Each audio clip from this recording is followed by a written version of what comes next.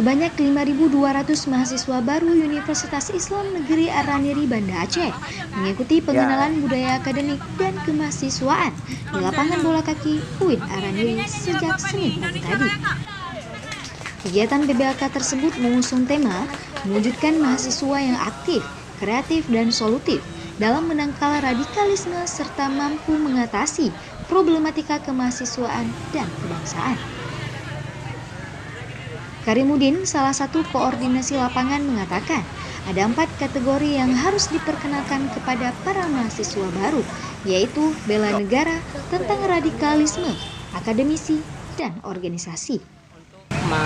Laporan untuk mahasiswa UIN seluruhnya sampai hari ini 5.600 mahasiswa. Harapannya dari beberapa kali kami duduk, jadi ada 4 kategori yang harus disampaikan kepada mahasiswa. Yang pertama yaitu bela negara, yang kedua itu tentang radikalisme yang terjadi saat ini di Indonesia, yang keempat tentang akademisi, dan yang terakhir tentang organisasi. Berarti 4 itu yang harus dipahamkan kepada mahasiswa baru.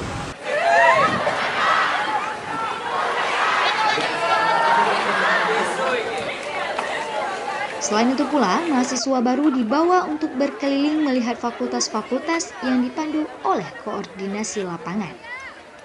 Dari Banda Aceh, Muhammad Fadil melaporkan untuk Wasata TV.